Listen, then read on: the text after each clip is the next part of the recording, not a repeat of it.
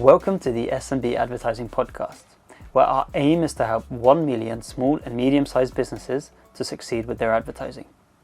My name is Mike Damjanovic. I'm an ad line specialist and I'm the host of this very special podcast. My aim is to educate and to inspire and to help all of you that are listening and viewing to really succeed with your advertising. So today I'm really excited to introduce our guest.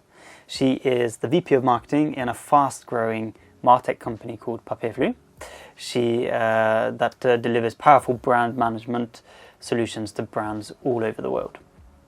She is passionate about bridging the gap between what consumers want to know and the information that we provide them through value-filled content, while building trust and long-lasting relationships with the audience. So to quote you directly, I believe in the power of brand consistency and the effects that it has on brand loyalty. So, Cyril, welcome to the studio. Thank you. How are you doing today? I'm good. How are you? Yes, I'm doing very well. It's it seems like the only time that we speak together, it's in front of the camera. I think that's where we first met back in 2021. It is, yeah. It's kind of become our thing. Yeah, it's a bit of a habit. Yeah. But today I'm really excited about the topic. It's we've given it the title, "The Cost of Doing Nothing,"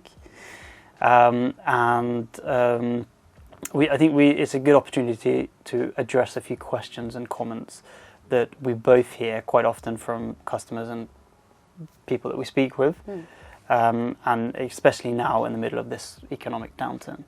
So should we jump into it? Yeah, let's do it.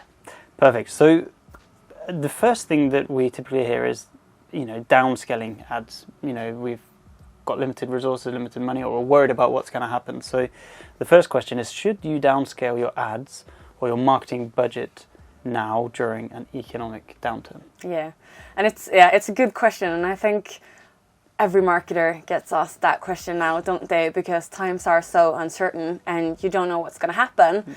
And we already start to see it with different companies now. We see that they're scaling down. We've seen some redundancies in SaaS companies. We've seen budgets being cut, and it's natural to look at marketing as a cost as well, as something that we have to reduce.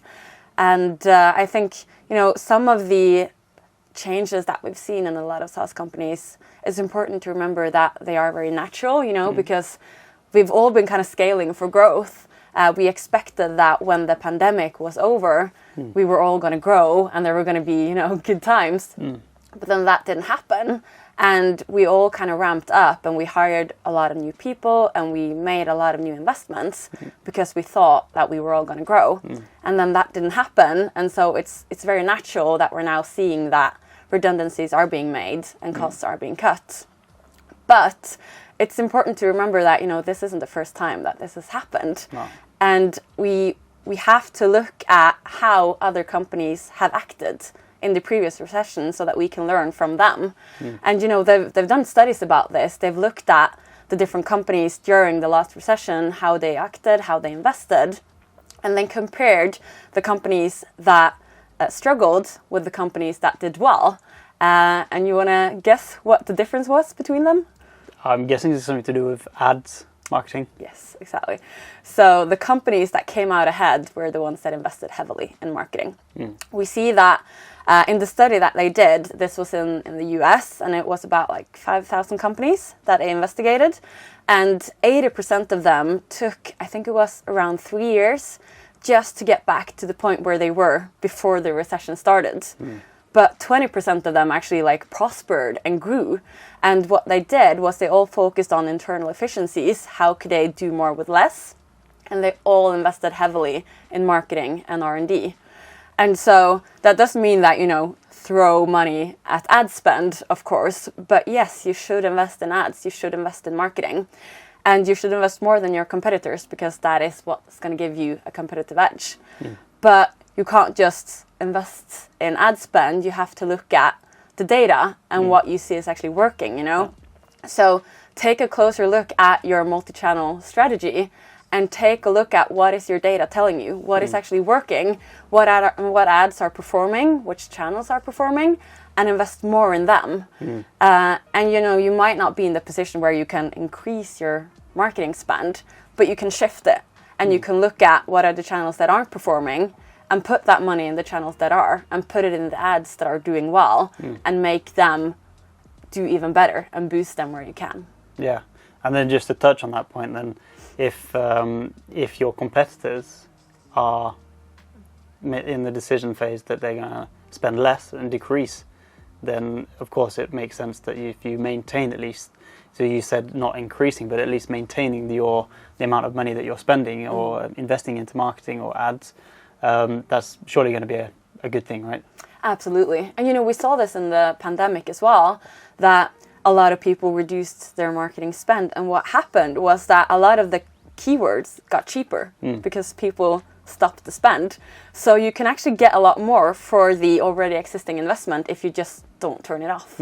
So to put it in this way, now in 2023, you shouldn't be decreasing, but if you can, at least maintain and go back to the drawing table, look at the data, look at what's working well, and try to do more of that. Exactly.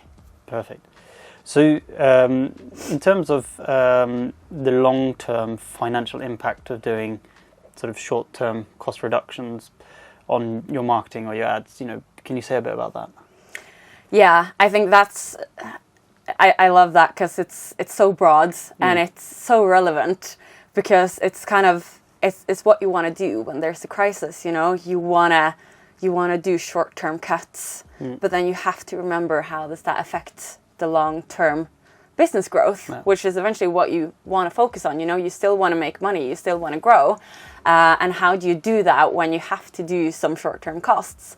And it's, again, if you go back to the data and you see what is doing well, then that is also your business case for what you should continue to do.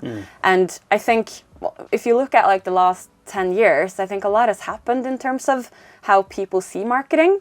I think it's being much more recognized now as the growth engine that it is. And so I think we're in a completely different situation now than we were in the last recession, where it was very easy to just turn off the marketing spend because you didn't necessarily see the value. But now we have the data to back up why this is the value and why you can actually get a return on the marketing spend that you're investing. And so I think if you get asked the question, like, can we turn this off short term, you can very easily say why you shouldn't do that and how it will impact the business. Because you can actually say, this is how much money we got, that we earned from making this investment and creating these ads or this spend or these activities. And so while you can say this will be the return on investment if we do this, you can also use it as the business case for why you shouldn't turn it off. So you can flip it and you can say this will be the business impact if we switch it off, because we're actually not going to save. We're not going to save money. We're going to lose money because we're not going to grow at pace. Yeah. I think one saying that I often use time and time again is marketing is cumulative. The longer, I mean, we've done on this podcast, we've done a talk about social selling or being more social, and one of the shifts that we're going to see now in 2023 is people are going to be wanting to provide value and educational resources because people aren't necessarily ready to buy your product right now. And when you turn off all of that, all of those, what should we say, these resources, then you're not just, you're saving yourself some money now, but what you're actually doing is your potential customers, you're not putting your brand or your company at the top of their mind. Would you agree with that? Yeah, absolutely. And it's, that's marketing. 80% of the people that you talk to, they're not going to be ready to buy. No. That's what marketing is about, making sure that you are front and center, that you are educating them and that you're getting them warmer and warmer so that when they do enter that buying stage, you are top of mind. And that's the long game, that's not going to happen in a month. And at least for us, we're B2B companies and our sales cycles are long. So when we flip the switch, we're going to see those results in maybe 9 months and not tomorrow. And that's what you have to keep in mind, that, there's long sales cycles and you have to continuously build that brand awareness to get top of mind for the consumer. Based on what you said then, flicking the switch now, that doesn't just have an influence now in 2023, but that will have an influence on 2024, possibly even 2025. Absolutely. And if you look at like, if you take away the lead generation and that kind of ROI, one of marketing's main missions is also to build that brand awareness, and it is so long term. And I think it's like between 8 and 12 touches now that you have to get just to be recognized as a brand. And so if you're not investing in those touches, you're never gonna be part of the competition because you're not even gonna be recognized. And I think just one final point on that is that there is so much competition now. There is. So like you mentioned, that 80% of people that are not ready to buy, it's not because they don't have the need, it's probably because they are using one of the competitors, for example, and maybe your product is a lot better, but it's very, very difficult to go to someone and say, come and get our product now. Yeah. No, I don't need it, I'm happy. But changes will need to be made, and when that person or that prospect or potential customer is ready to make that change, then you want to be top of mind. Exactly. The one that has provided the most value and most resources and educational resources. Yeah. Perfect. So do you have, or do you know of any marketing strategies or initiatives that companies should focus more on during these uncertain times? I mean, it's again, I wish there was like a magic list that you can say you should always do these 3 things. But the boring answer is that you have to do more of what works for your company. You know, we all have different buyer personas and different ICPs, and what works for Papirfly doesn't necessarily work for Adline. So you have to, again, it's always back to the data. You have to look at what are your high performing channels and do more of that.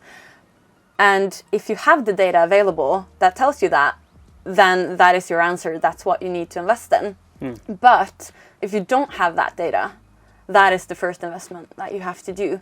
You have to make sure that you have the tools in place that will help you make educated decisions and act based on them.